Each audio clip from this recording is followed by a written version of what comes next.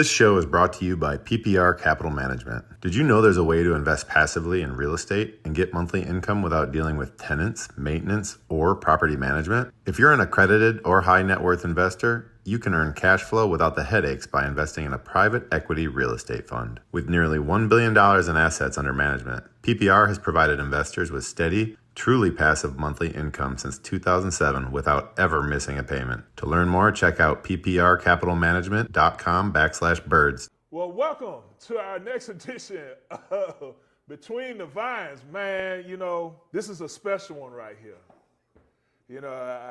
Ty had to go out there to Green Bay to go watch the game. And so I'm like, man, who can I call to come and help me out, to cover the show? And here you are. Here I am. And here you are. My man, my brother, Hugh Douglas. How you doing, man? AKA Big Hugh the Plug now. Big Hugh the Plug. hey, you know what I'm saying? You Big Hugh the Plug now. You know what's funny, man? I had some of my homeboys say, man, you waited till you turn 54 to become a drug dealer. Hey, dog. I mean, it is. It is what it is. Legally, it's legal. Legal cannabis. It's legal cannabis. You got your broccoli going. You're expanding. The empire is expanding. Like, what made you get into the broccoli? You know what's funny, man? Really, it was a friend of mine, Bill. Bill sent me a text, man. It started out as gummies. Yeah. Because, as we get older, and we play football. Mm-hmm. Anxiety is a part of the game, especially when you're done playing. Aches and pains are part of the game. So I got into it, like I started doing the gummies for medicinal purposes, to help me relax, was a little anxious, anxiety and things like that to help me relax. And then I learned about the other medical benefits of marijuana, like with joint pain and things of that nature. Mm-hmm. So Bill hit me up one day and he was like, hey man, how would you like to go into business? Okay. And I was like, okay. I said, fine. So we started shopping the idea around, got my cousin Omar involved. Shout out to my cousin Omar. He's like the brains of the business. Got it. And we got with Indigo Dispensaries. Okay. And we kind of started, white labeling the marijuana. All right, cool, man. That's awesome, man. I never in a million years. Never. I was the guy. Yeah. But I'll tell you this, man. When I was living in Atlanta for about 10 years. Mm-hmm. And, Atlanta's laid back. It's a Southern. It's laid back. Yeah. And when I got back to Philadelphia, man, and being here, love Philadelphia, but the people, the crowd, the overwhelmingness of being at Eagles games and stuff, it gave me anxiety. Yeah. It gave me a lot of anxiety. Mm-hmm. So I needed something to help me calm down, man. Yeah. And I turned to Mary Jane. Awesome, man. Yeah. You know what I'm saying? But we're about to get rid of this, get into this game, man. And before I talk about how I used to make you, and how what I'm saying, like how I made you. You know what I'm saying? Like I was just explaining to Rachel earlier. Yeah, you know what I'm saying? Like I was talking to her earlier about how you were drafted in what, 97? 95. So this was your third year coming here, and we came here together. So I came in as a rookie. Yeah. It was your first year. So we had many, many years of just battling out there on the field in training camp. Yeah. When training camp was really training camp, it was different, man. And just getting at it, man. And, I tell you, dog, my career definitely wouldn't have been what it was without dealing with you, dog. Oh, no, I appreciate you. It's the same thing, man, because I remember when you came in, you had a chip on your shoulder. Oh, yeah. And rightfully so. Yeah. You went to Florida State. Yeah. You came in. And the thing that I remember, because I played against Walter Jones a few times, and then I played against you. Mm-hmm. And I think, because every day I was like, damn, to me, you were better than Walter. I know Walter's a Hall of Famer. Yeah. But, man, some of the stuff you used to do at practice, and I see you do in the game, that I was like, that's my thoughts. Yeah. So, you talk about Hall of Fame caliber players. Yeah. Going against one on a daily basis, that really helped me out tremendously. Yeah, dog. Yeah, I used to beat the brakes off you, dog. You know what I'm saying? Like, dog, that's what I tried to tell them, man. Like, you tried to tell them. I'm trying to tell them, man. That's what, we try stuff, but but anyway, all right, I'm like, we'll get to that later on, But all right, man, let's get into this game, man. Let me see. We're going to start off with a nice bubbly. Bubbly, okay. Yeah, this is nice bubbly, just to celebrate the game, because I watch it, man, how you hold the glass. But, it's whatever. I don't know. We got big hands. Hold on, whoa, dog. Calm down, man. We got the cheers, dog. Okay, cheers to the big win, dog. Cheers to the big win. Go Birds. Go Birds. nice. It's nice and light. Yeah. So explain your journey in wine right now. You know what I'm saying? Because you're kind of new to it. You know, just talk us through where you are in the wine. Well, you know, as a single man, Yeah. that, you know, trying to be in the dating realm.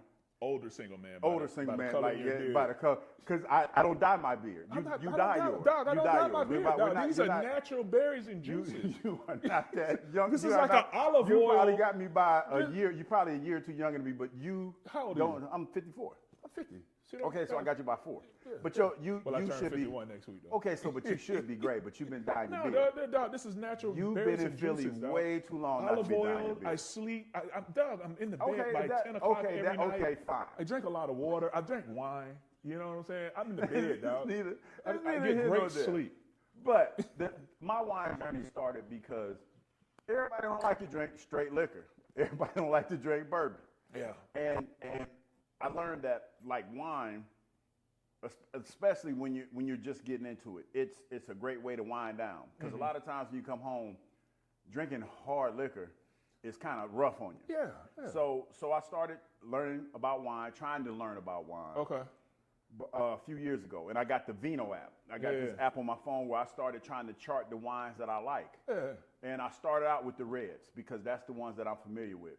And as my wine journey progressed, I started learning different things about the wine. Now, I'm not gonna lie to y'all. When I drink my wine, and it would irritate people, I would drink it straight out the bottle, like a wino. Like I would drink it. I would pop the cork. Wait, hold on, dog. So wait, you go through the whole process of taking the foil off the cork. Yes. You go get your screw thing. You take the cork out. Yes. And then you just drink that thing straight to the head. Whole bottle of wine. Whole bottle. Do you wrap it in a paper bag? You know what I'm saying? I feel like Woody the Wino, right? But see, here's the thing. I did it, and I liked all my wine chilled. Me too. Like the reds, the whites, everything. I chill all my wines. I chill all the wines. Yeah. And sometimes I would even put them in the freezer to let them get a little bit colder. But as I learned about wine, I learned that you got to let it breathe. You know, because it changed the flavor. Yeah. It changed the flavor profile. So that was one of the biggest things that I learned. But every now and then, I ain't gonna lie, I come home and I just take the top off. Yeah. And I drink that thing. You got to get a decanter. That's what I've heard. Get your decanter, pour the wine in there, let it breathe a little bit. Get you some glasses, dog. I got some glasses. Even if you got to go get you some solo cups, dog. I got some red solo cups, though. That'll work. You know, you know what I'm saying? You know your boy. That'll get it done.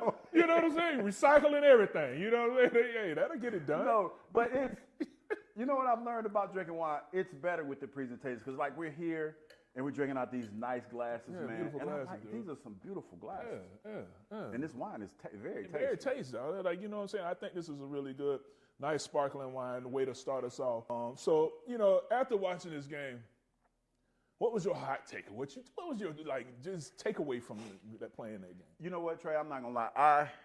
I have a famous take where defense is a luxury, not a necessity. Yeah, right? I've heard this before because I listen to your show all the time. And well, thank you, sir. Yeah, I don't call all the time, but I listen. And my premise was that most of the money is allocated to the offensive side of the ball. Yeah.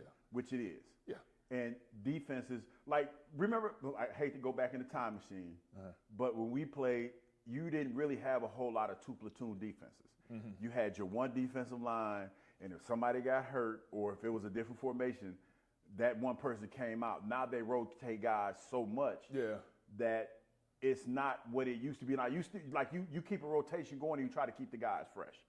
So with that being said, there's a lot of guys that are younger, and they're not specialists like they used to be. Okay. So, you know, and the guys that play most of the game are on the offensive side of the ball. You got your offensive line, you got your quarterbacks, and your two receivers, and your running backs might switch out. Yeah. So the premise was that most of the money is allocated to the side of the ball that they want to score a lot of points. That was the whole premise. So I was like, that's why, you know, it was born from when Warren Sapp said, you pay your quarterback to go out and win games for you. It was kind of born from that. Got it. So last night watching that game, that was an old school, to me, NFC struggle. Now, I know a lot of people that watch football will not see it the same way because they're used to it being a lot of high scoring. Big points. And all that other stuff. But we play in an era where it started to change where a 3-point win That's good. We saw those every week. Yeah. A 3-point win That's a was great something game. that you saw every week because it wasn't these high-scoring offenses. It was 10-yard fight every week, and it was a physical confrontation, especially when you talk about what the NFC East used to be. Yeah. You know, you would be lucky if you got away with a 2-touchdown win or a 2-score win in any football game. Yeah. So that was the thing that stuck out to me. I enjoyed it immensely. I enjoyed the back and forth. Yeah. Like, even up to the end of that game, you never knew how it was going to end. You even felt like there was a chance that Green Bay was going to tie it up and we was going to go into overtime. He about to kick this damn field goal. He about to kick us, especially in the juice ball era. He about to kick a 70-yard field goal. I was thinking, I'm like, watch this fool kick this field goal, make it, and we have a different ball game. Yeah, I think that, you know, just watching the game again and watching it this morning, man, I think that, you know, it's always tough going to Green Bay. Mm-hmm. You know, it's always a tough environment. It seems like we always get this game in November. The field, they're going to grow the field to their advantage. It's going to be slick. It's going to be slick. So I didn't expect our receivers to go out there and just light it up because you can't come out of routes the same way. Yeah. It's going to be. You saw the one play where Jordan Mailata slipped right there on the field, and he was on the pull. He was pulling. And he was trying to get the. Yeah, and it's one of those things, man. That's the part of football that people don't understand. Mm-hmm. It's like, you know, that game to me was one of the most physical games the Eagles had played all season long. That was the one thing that surprised me. I remember when we were talking about the game, my co-host was asking me, how do you think this game is going to play out? And I said, to be honest, I don't know. Mm-hmm. I said, because it's hard to tell because I never thought Green Bay was that tough, but they showed a lot of toughness last night. Yeah, they were really tough last night. I just didn't have a feel for how that game was going to go. Yeah, I think that you saw really good defenses really go after it today. Yesterday. I thought that our pass rush, you know, I think Phillips. Jalen, I can't wait to see him get on a field that's a little bit more comfortable where he can add some more of this versatility in his rush. I feel like too many times everybody's bull rushing. Yeah. I want to see Phillips be more of that Josh Sweat type rusher that can give you some of that little one-hand stab, get to it. He has the body type. He has the body type because you saw some of the highlights even before when he was coming out of Miami where he had a nice little inside move that I felt was good. Yeah. A couple of times I just felt that if his inside foot was back all the time, it was going to be some type of bull rush, a 3-step bull rush. Mm-hmm. I want to start seeing some more of that, getting the edge and getting there. But I think that he's definitely going to be – I mean, he had a hell of a showing. In this game, you know. Relentless. Yeah. That was the thing that jumped out to me, Trey, was he was relentless. He played with his hands well. I saw a couple plays where they tried to run at him, and he got extension from the tackle, and he was able to make the play on the inside. Mm-hmm. I think that's important. You know what his body type is? His body type, not his play at this point, reminds me of Sean Merriman. Yeah. When you talk about 6'5", 6'6", 260 pounds, can play the edge like that, he just needs to get that pass rush game going. Yeah, and he can do it because he has the length. You know, you saw him coming in there with some nice long arm bull rushes, but, you know, even where he came in and had a nice little inside rush where Hunt came in, it was a nice bull, and then he transitioned, and that's what I like to see. When you bull and you transition to something else, which created that pressure where Hunt was able to come over the top and get that sack. You know, I'm really excited about the way he's developing. Yeah, man. Where he came in and played. And you know what? It was a shot in the arm. Mm-hmm. It was a shot in the arm for this defense that there was a lot of questions about the pass rush. They went and got BG off the couch, who didn't play bad. Nah. He didn't play bad. You know, when you talk about somebody who mentally had retired and come back to the game, I thought he did pretty decent. Yeah. A lot of young guys on this team, man. Mm-hmm. And it seems like Nolan Smith came back, had a pretty good game last night, got him a sack. Mm-hmm. A lot of young guys on this team, man. And to have that Jalen Phillips come in and do what he did, Nolan Smith come in, Jalen Hunt, I think all of those guys collectively, and BG, that was the shot in the arm that this defense needed. Absolutely. I think I can't wait to see how he continues to progress and what he adds to this defensive front. Even, you know, you see Jalen Carter somewhere, you saw flashes, you know, where he's jumping off the ball, where he's getting that snap count. I think Ojimo, man, that cat there is an animal, dog. Yeah, he's nice. You know what I'm saying? Like, I like the way he gets upfield and affects the plays. I think when you look at Jalen Carter and they can, when they're on and they can get that see whatever they're seeing off the cadence And they get that jump, they get penetration, they affect the play. And you heard it was one play where Moriglione was talking about how it was inside run. That's a lot of film watching. Yeah. That's a lot of film watching, man, and they were locked in. And I know, people get all caught up on tendencies. But it's not so much tendencies because all teams have them. It's execution. Yeah. And that's the biggest difference. People like to say, oh, well, they're predictable. A lot of offenses are predictable. Yeah. It's about the execution. Can you stop it? Yeah, that's basically what it is. And you can say that a lot, man, but it's one of those things where you have to really understand the game to understand that, every team has tendencies. It's just the way that they execute. The Patriots had tendencies. You couldn't stop some of those tendencies. Yeah, absolutely. All right, so because we pick who crushed it on defense since we started with defense. So who would you put out this and say, all right, you know what, he's that guy? Because we send, instead of a game ball, we send them a bottle of wine. So okay. Yeah. So who was your crushed it on defense? Oh, on defense, I gotta say Jalen Phillips, man, because he came out in his first game. Yeah. And he didn't get a sack, but he showed out. Yeah. He was a defensive presence. Yeah. That you could not deny. He hurried up the quarterback. You could tell Jordan Love was aware of where he was at all times. Absolutely. So I have to say he had, for his first game out, not bad at all. Excellent. I was going Phillips as well. Yeah. Just because of the way he came in. Hunt's sack was because of what Phillips brought to the table. It was nobody knew what to expect with this defense, and they came out on a night where it was like, you remember how we used to call them physical confrontations? Yeah, that was a physical confrontation. Yeah. I would definitely go Phillips, man. That was excellent. So Phillips, cheers to you, my brother. You will be getting a bottle of wine from us. But all right, so now here we go. We're gonna move over to the offensive side of the ball now. We got 10 points, man. I mean, it's not a nice night, but I will say this, and I don't know how you look at it being an offensive lineman. Yeah. I felt like Jalen, he got the ball out of his hands a lot quicker. Yes. He made decisions a lot quicker. Yeah. And just as well as I do, Trey, a lot of times it's not so much you take the lowercase W's. Yeah. And you try to build off of that. Number one, you got to win. Yeah, that's it. You got to win. Yeah. You didn't throw any interceptions. No. You got one turnover. Didn't throw any interceptions. And the turnover was, that was a hell of a play. You know what I'm going saying? To the ground, he punched it out. He punched it out. It was great time. That was that was a hell of a play. Yeah. But the thing that jumped out to me, because this has been an Achilles heel for Jalen, in my opinion, sometimes he holds the ball too long. Yeah. And he had some errant throws, like that one he threw across his body. He was tripping.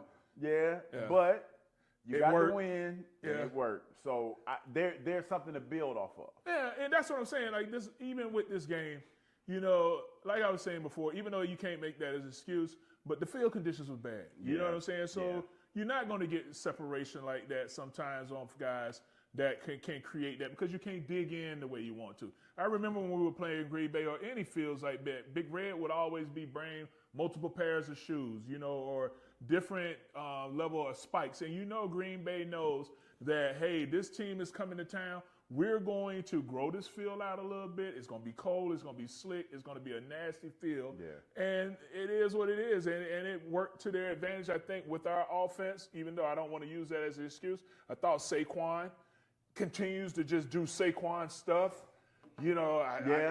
He had some tough sledding yesterday, too. Yeah. Yeah, well, was it 22 carries for 60 yards or something like that? And they were tough yards. Yeah, you got to pound it up in there, because you're not going to get those. That was 10-yard fight for real. That was 10-yard fight. Yeah, he had 22 carries for 60 yards. Yeah. As long as it was a 15-yarder. Yeah. And then he had that one screen play. I don't even think that was a screen. It was just an outlet. He just got caught out there. He was just dumped into him. Yeah, okay. And that spin move, man, dog. Like every time, every now and then, that goes right there in the same book as the hurdle. Yeah. Because that spin move was nasty. Yeah. He's kind of runs like Deuce. When I say just the squatty, like the build, like him and Deuce, two different animals. Yeah, like a little bow-legged, got a wide base. Yeah. But man, he's a load, man. Yeah. He's a load. And I thought that the offensive line came out there, their battle. A lot of people look at it. I mean, because you came out of this game with 0 sacks, dude. Any day you can come out there with 0 sacks, that's a good day. And then you got Micah Parsons. Yeah, you got Micah Parsons that's moving everywhere. You know what I'm saying? He's moving everywhere. Lane Johnson goes down, Fred Johnson steps in, holds it down, and you got Micah Parsons that's going to bounce wherever he can to get pressure. To get the best matchup he can. And there was a couple times he was running scot-free. He timed that cadence up perfectly. And one time he ran through the line and Jalen saw him and got away from him. He was able to get away from it. Yeah, you know what? Like one of the things that I always found interesting, especially when you look at Dwight Freeney and them during their era. Mm-hmm. Yeah, and they were always the fastest off the ball. Yeah. And I always was like, all right, what was it that got y'all off like that? And they told me, dog, we look for hitches. You know what I'm saying? So when you go, like that? And everybody has it. And it's something that you try to correct, but a lot of people have it. And if you can see that, because I think that's what Jalen Carter sees sometimes. Mm-hmm. When he gets off the ball, he's looking at hitches. And that's film study. You know, that's somebody that's putting in the work, that sees that, and they're going. And I think Parsons is one of the fastest off the ball because that's some of the things that he studies. Man. It's one of those things where when you're locked in, you're looking at certain things that will give you that edge and that advantage. You know, don't nothing move to the ball move. Yeah. You know, most of the time, you're looking at that center. When the center get ready, because he might have a hitch. Yeah, he might kind of cock it. Yeah, he might cock it. And then when you see when he getting ready to move, then you go. But yeah, them cats get off the rock, man. They really do. So okay, because as a DN, you were looking more at the center? I would look at the ball. Yeah, okay. I was looking at, like I was because that's how you would talk. Everybody was talking, look at the ball. Yeah, like I'm looking at the ball, and the tackle was secondary because you're backing up. You're going to a point. Yeah. We're about to scrap because to you, and this is the thing that I don't get that these young men don't get as pass rushers. The more chance I give you to get in your set, the better it is for you. Absolutely. I'm trying to as a defender, I want to make you uncomfortable as quickly as possible. Yeah. So I'm trying to engage as quick as possible. Because if I allow you to get in your step in your cadence, because you know what a quarterback's setting, so you're setting on a rhythm. You're going 1, 2, okay, and I'm engaged right here. And then you can set down and punch because it's all time. My thing was I wanted to get into you as quickly as possible and make you make a decision. Yeah. Because you don't know where you're going at that point. As a defender, if I get to you before you get to your point, I have a two-way go. And that's but that was the advantage that you had because you came out of a 4-point stance. Yes, because it was kind of like I was doing a crossover or something. Well, I think that with your 4-point stance as a tackle, I don't know which foot is back. For a step counter like myself, if you have your inside foot back, I know that it's going to be a 3 or a 5-step rush. Because you're counting the steps. I'm counting your steps. So you go inside foot back, you're going 1, 2. And once that second step comes, the third step is what's attacking. So that's how I count it. If the outside foot back, you go 1, 2, or it's going to be 3, 4. Yeah. So, for a step counter, I'm always reading stance. But when you came out and you had a 4-point stance, dog, you don't know where I'm going. Yeah. Because it was almost like I would hop, and you have to honor that. Yeah. Because I was a bull rusher too. Yeah. Yeah. So you have to honor that. So now if I can get you to stop. Now I can, it's harder for you to stop and start back up than it is for me to hop and jump around you. Yeah. So that was me putting them hands on you all the time in practice. You know what I'm saying? That helped you develop that. You know what? For real, it was like, because I remember, because it would be a couple times, we'd be in practice and you would jump set. And I'm like, well, he can't do that. You'd be like, shut up. He can't do it in the game. So I incorporated that because a lot of guys, they try to stop your momentum. A lot of times when guys bull rush, if you stymie a bull rush as a smaller pass rusher, put you in a bad spot. No, put you in a bad spot. I'm gonna shoot him, and I'm gonna shut you down before you get going. Yeah, people don't understand that. And a lot of times when I see these young pass rushers rush, they think they're still in college. Yeah, and they don't understand that if you make him run the horn, you did your job. Yeah, I'm running you by the quarterback. Because the quarterback he's taught to step. He's gonna drop back 7. He's gonna step up 2. So technically, it's a 5-step drop. Well, ain't nobody doing 7-step drops no more, man. Well, yeah, they getting that thing. Yeah, everybody in gun. You take 3 and you stepping up. Yeah. You know what I'm saying? But yeah, I get what you're saying. Because now, if you keep taking edge, you're not going to outrun me. No. And even if you do, all right, I run you by the quarterback step up, we get rid of the ball. So I agree that, you have to make the lineman as uncomfortable as possible. But I think in today's game, one of the things that will help some of these ends is you change which foot is back, because then now you can bring it. You know, because as a lineman, if you're always lining up with your inside foot back, if you do stutter step, then I know, hey, you about to try to do an inside move. Yeah, because I'm gonna stop. You settling down. It's almost like a hurdler.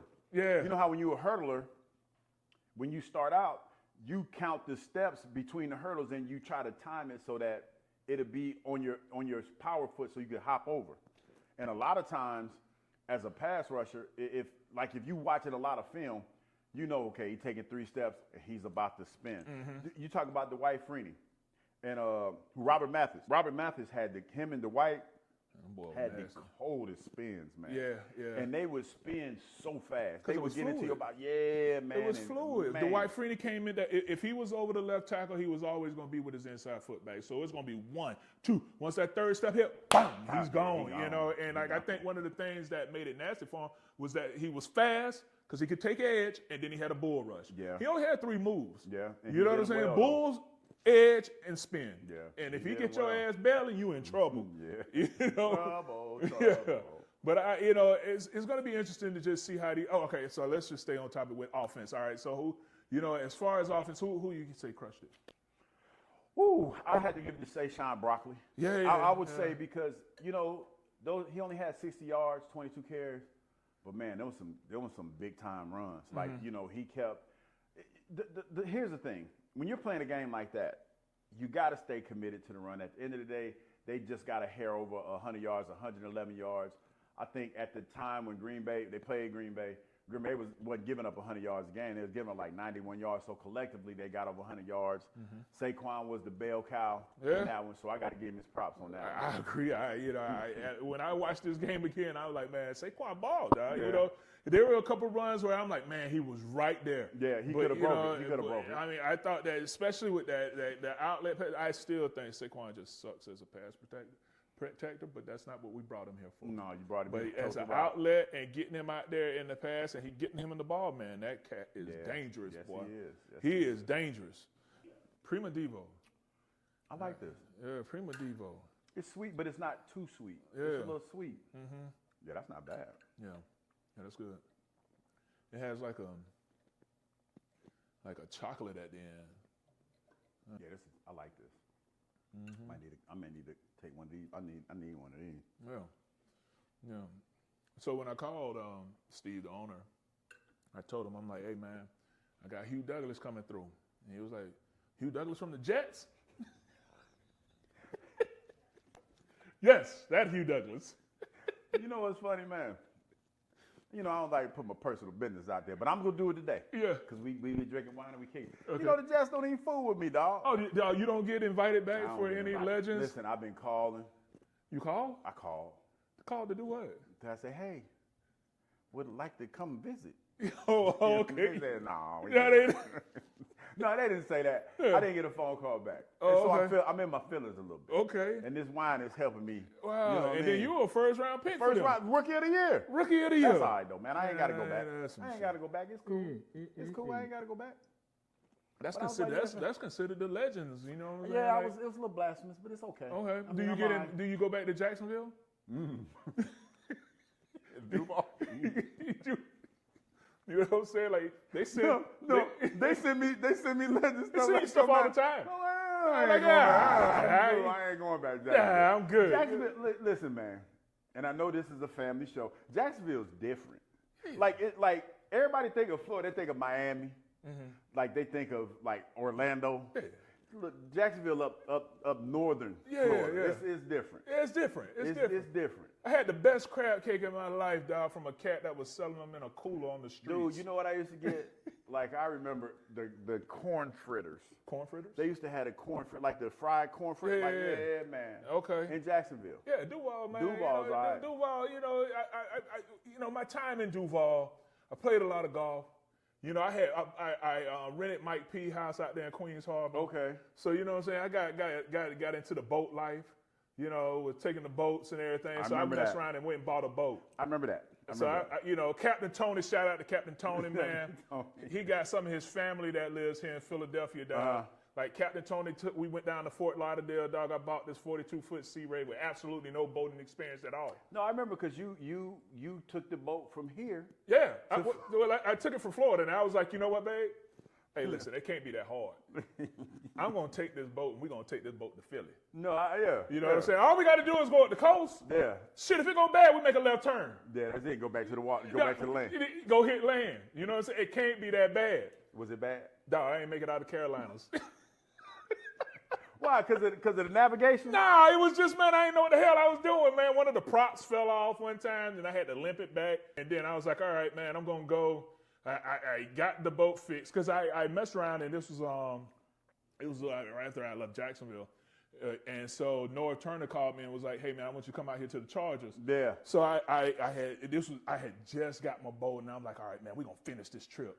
And I got my boat, and Noah was like, hey, man, I need you to come on up to San Diego. So I got my boat fixed.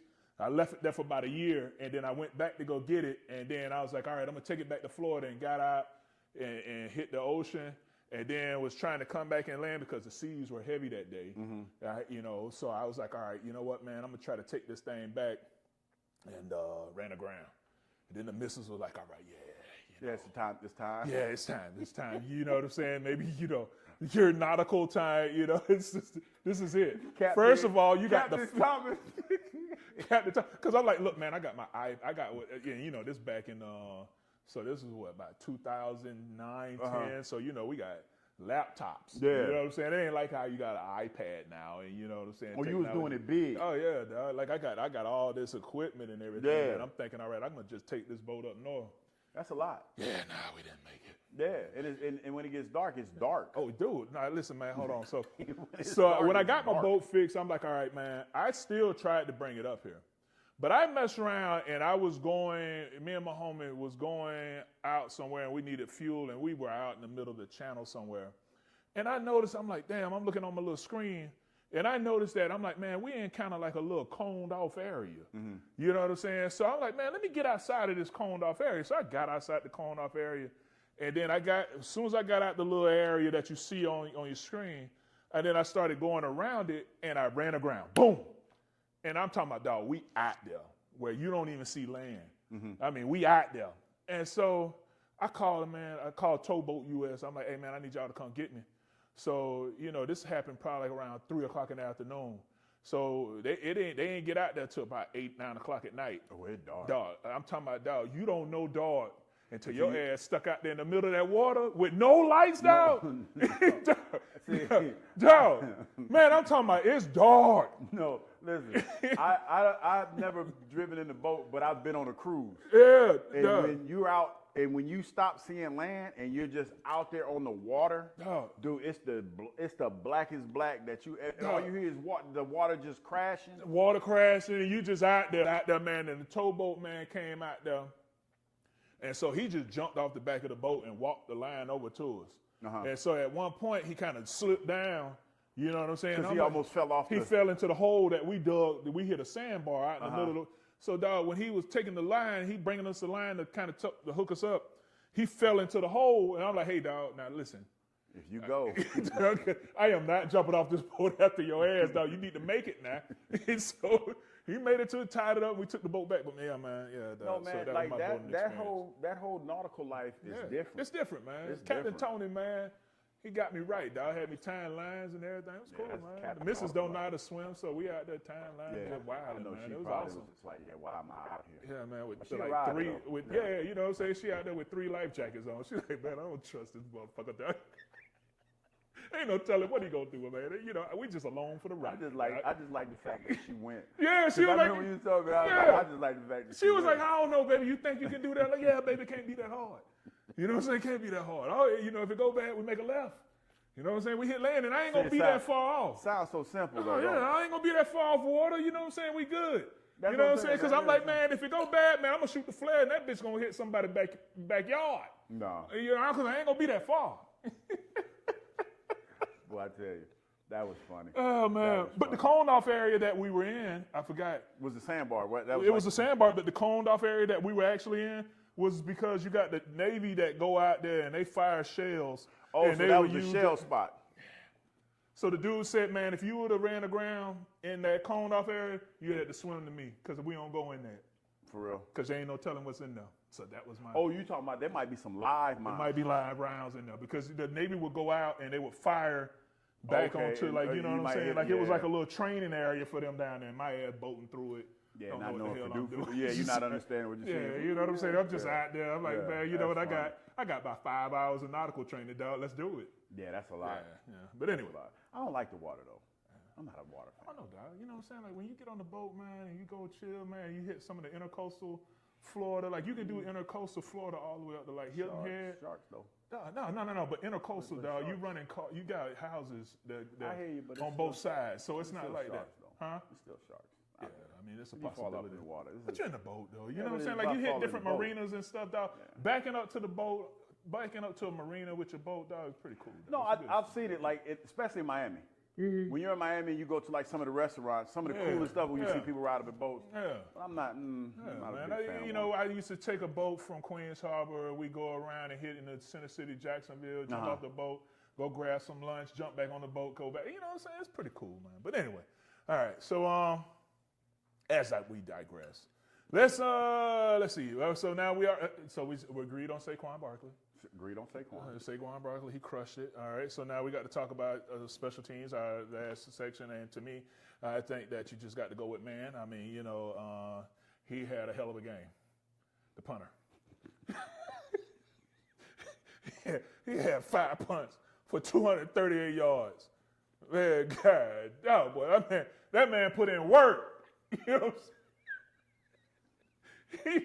Hey, dog, man went out there and put in work, dog. It's just that we took a deep dive on everybody else.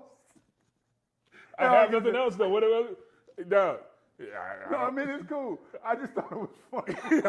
I don't. I was like, we took a deep dive on everybody, but you know how to put it. Let's give it to the punter. Yeah, dog, All right, Brandon bet. Yeah, Hey, bet. Yeah, Brandon Man, dog. You had a hell of a game, dog. You crushed it. You know what I'm saying? 5 punts, 238 yards, dog. He balled, man. 1 touchback, you know, 1 in the 20. That was pretty good. His longest punt was 66 yards. Dog, he balled, man. Yeah, he did. He had a hell of a game. He had himself a day. Yes, he did. Yeah, shoot. Yes, he did. That was funny. All right, well, thanks for coming and hanging out with us, man. Hugh, dog, appreciate you, my brother. Always love, dog. I love you, man. For sure. I always enjoy hanging out with you, dog. Again, man. This was hilarious. Yeah, dog. You know, we keep it simple, man. Yeah. We just drink some wine and just have a blast. Oh, good time. Yeah, all right. Till next time.